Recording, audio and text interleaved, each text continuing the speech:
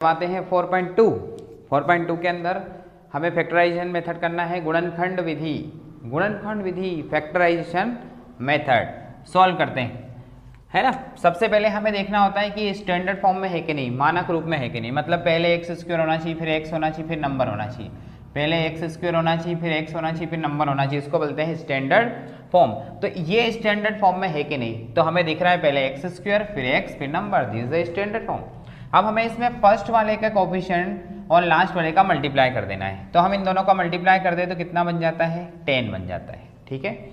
अब इस नंबर को ऐसे में फैक्टर करना है कि प्लस माइनस करने पर तो 3 आना चाहिए और मल्टीप्लाई करने पर 10 आना चाहिए। काफी सोचना पड़ेगा, कोई दिक्कत नहीं, ज्यादा सोचने की जरूरत नहीं। इस 10 को फैक्टर करो, 2 5 जा और 5 1 जा, अपने पास कितने नंबर आ गए, 2 नंबर, 5 और 2, यानी कि वो जो 2 नंबर है वो 5 और 2 है। चलो माइनस करके देखो, 5 और 2 को माइनस करते कितना आ गया, 3। 5 और 2 को मल्टीप्लाई करो, 5 2 जा 10, दोनों कंडीशन फॉलो हो गई।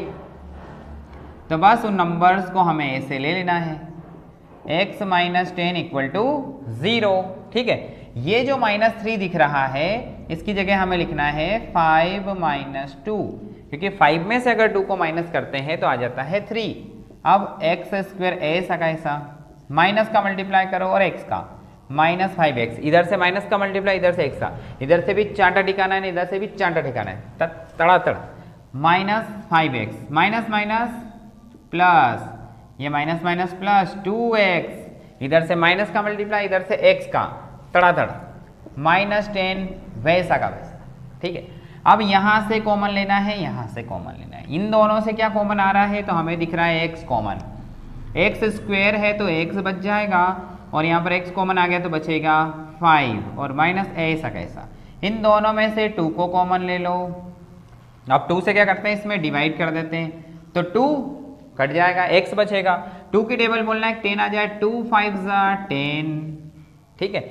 दोनों में से x माइनस 5 को हमें कॉमन लेना है। अब यहाँ बचा कितना, x प्लस 2, ये बन गया x प्लस 2 इक्वल टू 0। जब दो ब्रैकेट अलग है, देखो दोनों ब्रैकेट में से x माइनस 5 को कॉमन लिया, यहाँ x बचा था, यहाँ प्लस 2 बचा था, लिख लिया। अब एक बार क्या करते हैं, इस ब्रैकेट को 0 के इक्वल रख देते हैं और एक बार इस ब्रैकेट को 0 के इक्वल रखते हैं। जैसे ही माइनस वाला नंबर इक्वल के उस तरफ जाता है बनेगा प्लस का, और ये जो प्लस का 2 है इक्वल के उस तरफ जाएगा तो काय का बनेगा, माइनस का। बस ये आंसर हो गया, क्लियर।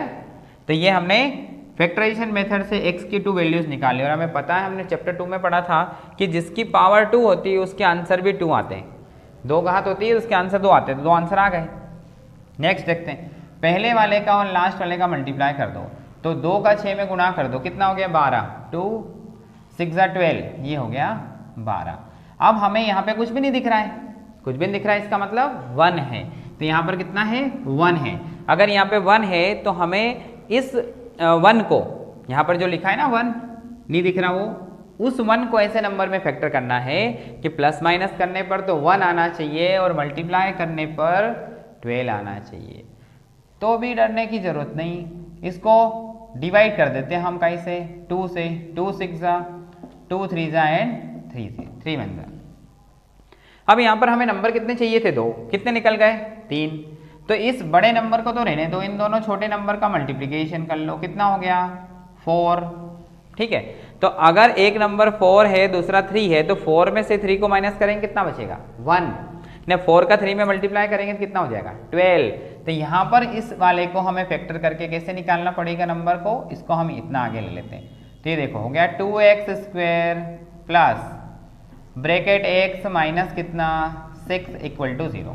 इस ब्रैकेट में हमें क्या बनाना है, तो हमें बनाना है 4 माइनस 3, क्योंकि हमें क्या चाहिए 1 चाहिए, तो निकाल लेंगे। तो ये हो गया 2x स्क्वायर, इधर से मल्टीप्लाई इधर से मल्टीप्लाई, 4x तड़ा तड़ प्लस और x प्लस माइनस माइनस, इधर से x का मल्टीप्लाई कर दो 3x माइनस 6 इक्वल टू 0, तड़ा तड़ मतलब प्लस का मल्टीप्लिकेशन फिर x का मल्टीप्लिकेशन, यहाँ से कॉमन यहाँ से कॉमन, इन दोनों में 2 कॉमन आ रहा है और x स्क्वायर है तो x भी कॉमन आ रहा है।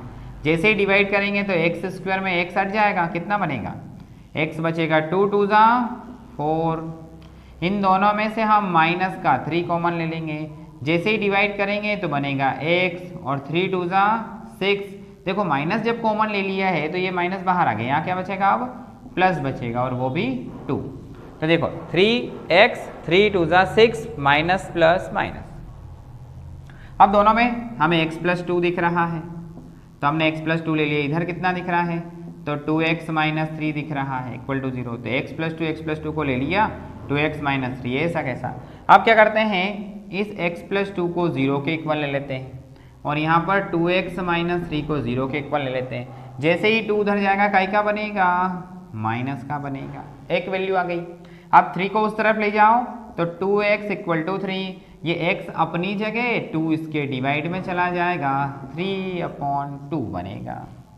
तो x की 2 वैल्यूज आ गई, ये भी इंपॉर्टेंट क्वेश्चन है। अब चलते हैं रूट वाले में, ये एमपी बोर्ड सीबीएसई दोनों के लिए खास। देखो इसमें फर्स्ट पहले तो देखो स्टैंडर्ड फॉर्म में है कि नहीं, तो पहले एक्स स्क्वायर फिर एक्स फिर नंबर, ये भी था ना, एक्स स्क्वायर एक्स और नंबर सभी स्टैंडर्ड फॉर्म में लिखे हुए हैं। तो फर्स्ट वाले का और लास्ट वाले का मल्टीप्लाई करो, तो फर्स्ट में कितना दिख रहा है हमें, तो फर्स्ट में दिख रहा है हमें, यहाँ ले लेते हैं √2, ठीक है, और लास्ट में कितना दिख रहा है 5√2। जैसे ही मल्टीप्लीकेशन करते हैं तो √2 का √2 में करते कितना बन जाएगा 2 और ये हो गया 5 2 ज़ा 10, ठीक है। इसका मतलब ये हुआ कि 7 को ऐसे नंबर में फैक्टर करना है कि प्लस माइनस करने पर 7 आना चाहिए और मल्टीप्लाई करने पर 10 आना चाहिए। तो हम इस 10 को सॉल्व कर लेते हैं 2 से, 2 5 ज़ा 10, 5 1 ज़ा 5, ठीक है। तो दो नंबर बन गए 5 और 2। अगर हम 5 और 2 को प्लस करें तो कितना बनता है 7, 5 + 2 7, और अगर इनका गुणा करते तो कितना बनता है 10, 10 बन जाता है। यानी यहाँ से हमने नंबर्स को निकाल लिया कि वो है 5 + 2x 5√2। क्लियर। अब इसको हम जैसे इधर बनाए थे वैसे, अब इधर से वही तड़ातड़, इधर से भी प्लस का मल्टीप्लिकेशन, उधर x का मल्टीप्लिकेशन, √2x² प्लस कितना बन जाएगा 5x, यहाँ पर कितना 2x प्लस कितना 5√2 इक्वल टू 0, ठीक है। अब कॉमन ले रहे हैं, यहाँ से क्या कॉमन आ रहा है, तो यहाँ से तो x कॉमन दिख रहा है, तो यहाँ से हमने क्या कर लिया x कॉमन ले लिया, कितना बनेगा √2x, यहाँ से जब x कॉमन ले लिया तो बचेगा 5। अब यहाँ से कुछ कॉमन नहीं आ रहा है, क्या करें, तो देखना यहाँ से अगर हम इस 2 को 2 टाइम स्क्वायर रूट लिख दे तो नहीं चले क्या, बिल्कुल लिख सकते हैं, क्योंकि जब 2 बार स्क्वायर रूट का मल्टीप्लिकेशन होता है सेम नंबर का तो वहाँ से स्क्वायर रूट हट जाता है, तो यहाँ पर ये दोनों का मल्टीप्लिकेशन होकर के 2 बच जाएगा। और यहाँ कितना 5√2 है ना, ये एज इट इज़ लिख देना। यहाँ पर मैंने एक स्टेप के लिए जगह इसलिए रखी थी ताकि यहाँ पर हम इसको सिंप्लीफाई कर सकें, क्योंकि यहाँ तो कॉमन आ रहा है लेकिन यहाँ से कॉमन नहीं दिख रहा है। क्या कॉमन दिख रहा, अब दिख रहा है, देखो √2 दिख रहा है क्या, अब √2 दिख रहा है, निकाल लो। यहाँ कितना बनेगा √2x प्लस कितना 5, यहाँ पर और यहाँ पर सेम दिख रहे हैं ब्रैकेट, तो इस पूरे ब्रैकेट को कॉमन ले लेते हैं, √2x प्लस 5, और यहाँ कितना x प्लस √2 इक्वल टू 0।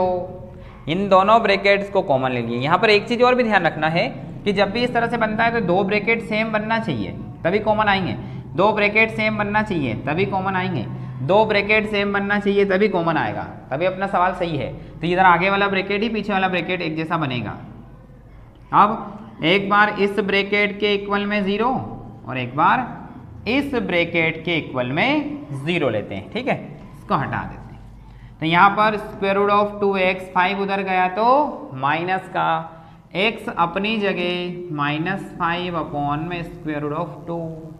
फिर यहाँ पर देखा हमने तो x ऐसा कैसा, ठीक है, ये जो √2 है ये इक्वल के उस तरफ जा करके काय का बन जाएगा माइनस का, x की 2 वैल्यूज बन गई और यही अपना क्या है आंसर है। तो ये रूट वाला भी इतना टफ नहीं है जितना अपन समझते हैं, देखने पर बहुत टफ लग रहा है लेकिन ये इजी है, तो इसको ध्यान से कर लें। ये गुणनखंड विधि फैक्टराइजेशन मेथड आपको करवा दिया। आगे के क्वेश्चन बचे हुए ऐसे ही करें, अगर कोई टफ लगता हो तो कमेंट्स करके बताएं, उसे भी करवा देंगे, ठीक है।